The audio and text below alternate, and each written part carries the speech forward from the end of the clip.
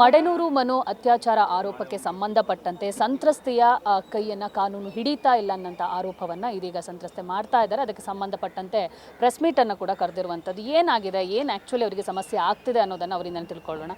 Madam, ಸಾಕಷ್ಟು ದಿನಗಳಿಂದ ನಡೀತಾ ಇರುವಂಥ ಒಂದು ಹೋರಾಟ ಇದು.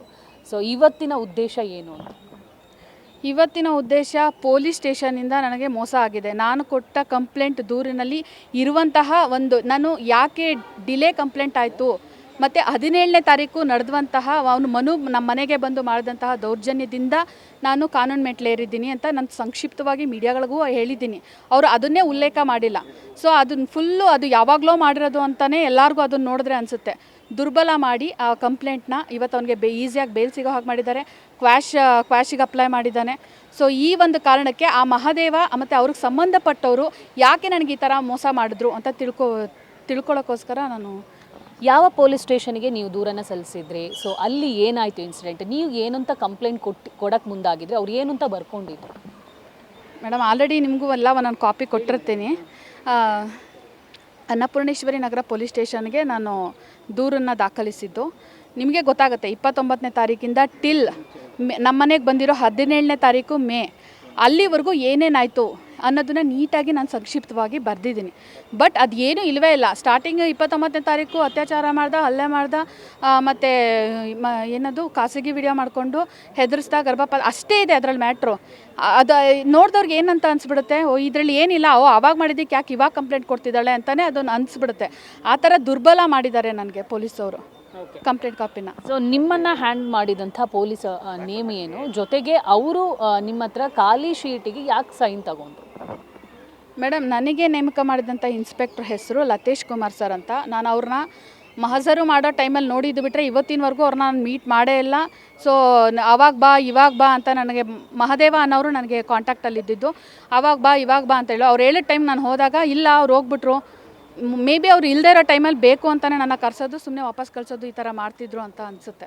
ಓಕೆ, ನೀವು ಕೊಟ್ಟಿರೋ ಹೇಳಿಕೆನೇ ಬೇರೆ, ಅವ್ರು ಬರ್ಕೊಂಡಿರೋ ಹೇಳಿಕೆನೇ ಬೇರೆ. ಇದನ್ನು ನೀವು ಆ ಟೈಮಲ್ಲಿ ಪ್ರಶ್ನೆ ಮಾಡಿಲ್ಲ. ಪ್ರಶ್ನೆ ಮಾಡಿದ್ದಿದ್ರೆ ಆ ಟೈಮಲ್ಲಿ ರಿಯಾಕ್ಷನ್ ಹೆಂಗೆ ಬಂದಿತ್ತು? ಇಲ್ಲ, ಪ್ರಶ್ನೆ ಮಾಡಿಲ್ಲ ಅಂತಿಲ್ಲ ಮೇಡಮ್. 2-3 ದಿನ ಆದಮೇಲೆ ನಾನು FIR ಕಾಪಿ ಓದಿದೆ. ಕಂಪ್ಲೇಂಟ್ ಕಾಪಿ ಬೇರೆ ಇದೆ ಅಂತ. ನನಗೆ ಕಾನೂನು ಬಗ್ಗೆ ಏನೇನೂ ಗೊತ್ತಿಲ್ಲ, ನನಗೆ ಎಳ್ಳಷ್ಟು ಗೊತ್ತಿಲ್ಲ. ನನ್ನ ಜೀವನದಲ್ಲಿ ನಾನು ಫಸ್ಟು ಟೈಮ್ ನಾನು ಕಂಪ್ಲೇಂಟ್ ಅಂತ ಹೋಗಿರೋದು.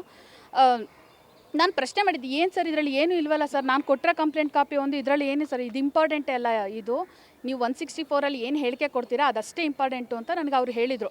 ನಾನು ಹೌದೇನೋ ಅಂತ ನಂಬ್ಕೊಂಡಿದ್ದೆ ಅಷ್ಟೇ.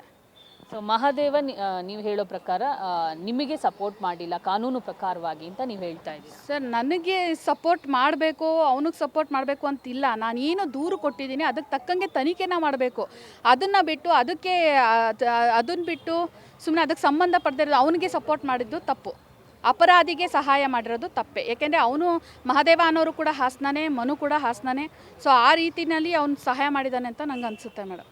ಓಕೆ, ಇವಾಗ ಅಲ್ಲಿ ನಿಮಗೆ ನ್ಯಾಯ ಸಿಕ್ಕಿಲ್ಲ ಅಂದಾಗ ನೀವು ಬೇರೆ ಕಡೆ ನ್ಯಾಯಕ್ಕೆ ಹೋರಾಟ ಮಾಡಬೇಕಾಗತ್ತೆ. ಸೊ ಯಾರ ಮೊರೆ ಹೋಗಿದ್ದೀರಾ? ಯಾರ್ಯಾರಿಗೆ ಕಂಪ್ಲೇಂಟ್ ಕೊಟ್ಟಿದ್ದೀರಾ ಅಥವಾ ಯಾರಿಗೆ ಇದು ಒಂದು ಮನವಿಯನ್ನು ಸಲ್ಲಿಸಿದ್ದೀರಾ ಅಂತ?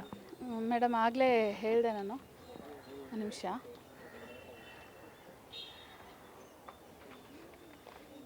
ನಾನು ಮುಖ್ಯಮಂತ್ರಿಗಳಿಗೆ, ಹಾಗೆ ಗೃಹ ಮಂತ್ರಿಗಳಿಗೆ, ಮತ್ತು ಮುಖ್ಯ ನ್ಯಾಯಾಧೀಶರು ಅಂದರೆ ಕರ್ನಾಟಕ ಉಚ್ಚ ನ್ಯಾಯಾಲಯಕ್ಕೆ, ಹಾಗೆ ಪೊಲೀಸ್ ಮಹಾನಿರ್ದೇಶಕರಿಗೆ, ಪೊಲೀಸ್ ಆಯುಕ್ತರಿಗೆ, ಮತ್ತು ಕರ್ನಾಟಕ ರಾಜ್ಯ ಪೊಲೀಸ್ ದೂರು ಪ್ರಾಧಿಕಾರಕ್ಕೆ, ಮತ್ತು ಕರ್ನಾಟಕ ರಾಜ್ಯ ಮಹಿಳಾ ಆಯೋಗಕ್ಕೆ, ಕರ್ನಾಟಕ ರಾಜ್ಯ ಮಾನವ ಹಕ್ಕುಗಳ ಆಯೋಗಕ್ಕೆ, ಮತ್ತು ಉಪ ಪೊಲೀಸ್ ಆಯುಕ್ತರು ಪಶ್ಚಿಮ ಆಯೋಗ, ಅದಕ್ಕೆ ನಾನು ದೂರು ಕೊಟ್ಟಿದ್ದೀನಿ ಮೇಡಮ್.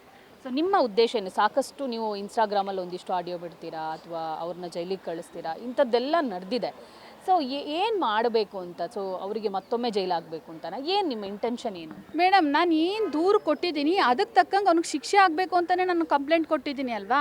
ಅದು ಬಿಟ್ಟು ಅವರು ಎಲ್ಲ ನನ್ನ ಕಂಪ್ಲೇಂಟ್ ಕಾಪಿನೇ ವೀಕ್ ಮಾಡಿಬಿಟ್ಟು ಅವನು 15 ದಿನದಲ್ಲೇ ಬೇಲಿಂದ ಆಚೆ ಬಿಡ್ತಾನೆ ಅಂದರೆ, ಇವಾಗ ನನಗೆ ಎದುರು ಬೆದರಿಸ್ತಿದ್ದಾನೆ ಮೇಡಮ್. ಅವಳಿಗೊಂದು ಗತಿ ಕಾಣಿಸ್ತೀನಿ, FIRನ ಕ್ಲೋಸ್ ಮಾಡಿಸ್ತೀನಿ ಅಂತ ಅಂದ್ಬಿಟ್ಟು ಆಗಲೇ ಹೈಕೋರ್ಟ್ಗೆ ಹಾಕಿದ್ದಾನೆ ಕ್ವಾಶಿಗೆ.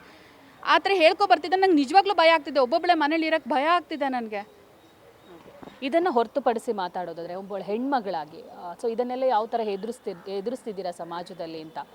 ಗೊತ್ತಿಲ್ಲ ಮೇಡಮ್. ಫಸ್ಟ್ ಆಫ್ ಆಲ್ ಅವರು ಎಲ್ಲ ಹೇಳಿಕೆಗಳು ಎಲ್ಲ ಆದಮೇಲೆ ಕೊನೆಯದಾಗಿ ಅವ್ನು ಬೇಲಿಂದ ಎಲ್ಲ ಆಚೆ ಬಂದಮೇಲೆ ಅವ್ನು 100% ಅದೇ ಪೊಲೀಸ್ ಸ್ಟೇಷನಲ್ಲಿ ಮಹಾದೇವ ಅನ್ನೋರು ಹೇಳ್ತಾರೆ 100% ಅವ್ನಿಗೆ ಸ್ಟೇ ಸಿಗುತ್ತೆ, ಕ್ವಾಶ್ ಆಗುತ್ತೆ ಅಂತ ಹೇಳ್ತಾರೆ. ಅಂದರೆ ಅವಾಗ ಹೇಳೋದಕ್ಕಿಂತ ನಾನು ಕಂಪ್ಲೇಂಟ್ ಕೊಡೋಕ್ಕೆ ಅಂತ ಹೋಗಿದ್ದ ಅಲ್ವಾ, ಅವಾಗಲೇ ಹೇಳಬೇಕಾಗಿತ್ತು ಇದು ಕ್ವಾಶ್ ಆಗುತ್ತೆ, ಇದು ಇದಾಗುತ್ತೆ ಅಂತ ಅವತ್ತೇ ಹೇಳಿದಿದ್ರೆ ನಾನು ವಾಪಸ್ ಮನೆಗೆ ಹೋಗ್ತಿದ್ನಲ್ಲ, ಕಂಪ್ಲೇಂಟೇ ತೊಗೋಬಾರ್ದಾಗಿತ್ತು. ಆಮೇಲೆ ಹೆದರ್ಸೋದೇನು ಎಲ್ಲ ಅವನು ಬೇಲಿಂದ ಆಚೆ ಎಲ್ಲ ಬಂದ ಮೇಲೆ. ಅಂದರೆ ಏನು ನಡೀತಿದೆ ಅಲ್ಲಿ ಅವ್ರಗಳ ಮಧ್ಯೆ ಒಳಗಡೆ ಏನು ನಡೀತಿದೆ ನನಗೆ ಏನೂ ಇನ್ಫಾರ್ಮೇಷನ್ ಗೊತ್ತಾಗ್ತಿಲ್ಲ. ಸಾಮಾನ್ಯವಾಗಿ ಇಂಥದ್ದೆಲ್ಲ ಘಟನೆಗಳು ನಡೆದಾಗ ಆತ್ಮಸ್ಥೈರ್ಯ ಕುಗ್ಗೋಗುತ್ತೆ ಅಥವಾ ಏನು ಮಾಡೋಕ್ಕೆ ಆಗಲ್ಲ. ಇಂಥ ಪರಿಸ್ಥಿತಿಯನ್ನು ನೀವೇನಾದರೂ ಎದುರಿಸ್ತಿದ್ದೀರಾ? ಯಾಕಂದರೆ ಆತ್ಮಸ್ಥೈರ್ಯ ಚೆನ್ನಾಗಿರಬೇಕು, ಕಾನ್ಫಿಡೆಂಟ್ ಇದ್ದಾಗಲೇ ನಡೆಯೋದು. ಅಂಥದ್ದು ಕುಗ್ಗೋಗಿದೆಯಾ? ತುಂಬ ಕುಗ್ಗೋಗ್ಬಿಟ್ಟಿದ್ದೀನಿ ಮೇಡಮ್. ಏನೇನು ಜೀವಸತ್ವನೇ ಇಲ್ಲ. ನ್ಯಾಯ ಬೇಕು ಅಂತ ಒಂದು ಹೆಣ್ಮಗಳು ಅವಳು ಇವತ್ತಿನವರೆಗೂ ನಾನು ಚಿಕ್ಕ ವಯಸ್ಸಿಂದನೂ ನಂದು ರೆಕಾರ್ಡ್ ತೊಗೊಂಡು ಬನ್ನಿ, ಒಬ್ರಿಗೂ ಒಂದು ಮೋಸ ಮಾಡಿಲ್ಲ, ಒಬ್ರಿಗೂ ಅನ್ಯಾಯ ಮಾಡಿಲ್ಲ. ಒಂದು ಹೆಣ್ಣು ಒಂಟಿಯಾಗಿ ಬೆಂಗಳೂರಲ್ಲಿ ಕಷ್ಟಪಟ್ಟು ಒಳ್ಳೆ ದಾರಿಲಿ ಬದುಕೋದು ಎಷ್ಟು ಕಷ್ಟ ಅಂತ ನಿಜ ಹೆಣ್ಮಕ್ಳಿಗಾಗಿ ನಿಮ್ಗೆ ಗೊತ್ತಾಗುತ್ತೆ ಮೇಡಮ್. ಯಾರು ಸಪೋರ್ಟ್ ಇಲ್ದಂಗೆ, ಯಾವಾಗ ಕೆಟ್ಟ ದಾರಿನೂ ಹಿಡಿದಂಗೆ ಇಷ್ಟೆಲ್ಲ ಕಷ್ಟಪಟ್ಟು ಹೆಸರು ಮಾಡಿ ಇಂಥ ಯಾವನೋ ಒಬ್ಬ ಲೋಫರ್ ಬಂದು ಒಂದು ಬ್ಲ್ಯಾಕ್ ಮೇನ್ಗಳನ್ನ ಮಾಡಿ ನನಗೆ ಇಷ್ಟು ಚಿತ್ರಹಿಂಸೆ ನರಕಗಳನ್ನ ಕೊಟ್ಟು ಈ ಮಟ್ಟಿಗೆ ತಂದು ಇಟ್ಟಿದ್ದಾನಲ್ಲ, ಈ ಒಂದು ನೋವಿಗೆ ನಾನು ಹೋಗಿ ಕಾನೂನು ಮೊರೆ ಹೋಗಿದ್ದೀನಲ್ವಾ.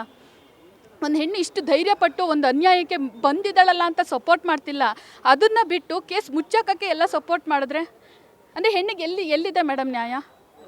ಸೊ ಈಗ ನಿಮಗೆ ತಂದೆ ತಾಯಿ ಇಲ್ಲ, ನೀವು ಒಬ್ಬಂಟಿ ಆಗಿದ್ದೀರಿ ಅಂತ, ನೀವು ಯಾರ ಜೊತೆ ಇದ್ದೀರಾ ಇವಾಗ? ಸೊ ಹೆಂಗೆ ಜೀವನ ನಡೆಸ್ತಿದ್ದೀರಾ? ಮೇಡಮ್ ನಮ್ಮ ತಾಯಿ ತೀರೋಗಿದ್ದು 2021ರಲ್ಲಿ. ನಾನು ಅವಾಗಿಂದನೂ ಒಬ್ಬಳೇ ಇರೋದು ಮೇಡಮ್, ಯಾರೂ ನನ್ನ ಜೊತೆಲಿಲ್ಲ.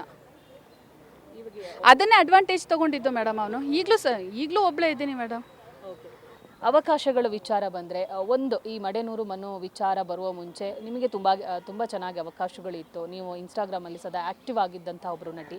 ಸದ್ಯಕ್ಕೆ ಅವಕಾಶಗಳ ವಿಚಾರ ಆಗಿರ್ಬೋದು, ಹೆಂಗಿದೆ? ಏನಾದರೂ ಕೋರಿಕೆ ಇದೆಯಾ ಅಂತ? ಮೇಡಮ್ ನನಗೆ ಅವಕಾಶಗಳು ಫಸ್ಟ್ ಆಫ್ ಆಲ್ ನನ್ನ ಜೀವನ ಅನ್ನೋದೇ ಸತ್ತೋಗ್ಬಿಟ್ಟಿದೆ ಮೇಡಮ್. ಫಸ್ಟ್ ಆಫ್ ಆಲ್ ನನಗೆ ಏನು ನ್ಯಾಯ ಅಂತ ಕಾನೂನು ಮೊರೆ ಹೋಗಿದ್ದೀನಿ, ಅದಕ್ಕೆ ನ್ಯಾಯ ಸಿಗಬೇಕಲ್ವಾ. ಸಿಕ್ಕಿದಾಗ ನಾನು ಬೇರೆ ಯೋಚನೆ ಮಾಡ್ಬೋದು, ನಂಗೆ ಬೇರೆ ಕಡೆ ಏನೂ ಯೋಚನೆನೇ ಇಲ್ಲ ಮೇಡಮ್. ನಂಗೆ ನ್ಯಾಯ ಬೇಕೇ ಬೇಕು ಅಂತಲೇ ನಾನು ಅಲ್ಲಿ ಹೋಗಿದ್ದೀನಿ. ಅವ್ರುಗಳ ನ್ಯಾಯ ಕೇಳ್ಕೊಂಡು ಹೋದವರೇ ನನಗೆ ಮೋಸ ಮಾಡಿದಾಗ ನಾನು ಏನು ಮಾಡಬೇಕು ಅನ್ನೋದೇ ಇನ್ನೂ ಕನ್ಫ್ಯೂಸ್ ಆಗಿ ಇನ್ನೂ ಕುಗ್ಗಿ ಹೋಗಿದ್ದೀನಿ. ಕೊನೆಯದಾಗಿ ಪವರ್ ಟಿವಿ ಮೂಲಕ ಏನು ಹೇಳೋಕ್ಕೆ ಇಷ್ಟಪಡ್ತೀನಿ? ಇದನ್ನು ತನಿಖೆ ಮಾಡಬೇಕು. ಪೊಲೀಸ್ ಸ್ಟೇಷನ್ ಅವರು ಯಾಕೆ ಈ ಥರ ನನಗೆ ಮೋಸ ಮಾಡಿದ್ರು ಅಂತ ಕಂಪ್ಲೀಟಾಗಿ ನನಗೆ ತನಿಖೆ ಆಗಬೇಕು. ಏನಕ್ಕೆ ಈ ಥರ ಮೋಸ ಮಾಡಿದ್ರು, ಅವ್ನಿಗೆ ಯಾಕೆ ಸಪೋರ್ಟ್ ಮಾಡಿದ್ರು ಅನ್ನೋದು ನನಗೆ ಗೊತ್ತಾಗಬೇಕು. ನೋಡಿದ್ರಲ್ಲ, ಇದಿಷ್ಟು ಸಂತ್ರಸ್ತೆಯ ಮಾತಾಗಿತ್ತು. ಕ್ಯಾಮರಾ ಪರ್ಸನ್ ಸಂದೇಶ್ ಜೊತೆ ದೀಪಿಕಾ, ಪವರ್ ಟಿವಿ, ಬೆಂಗಳೂರು.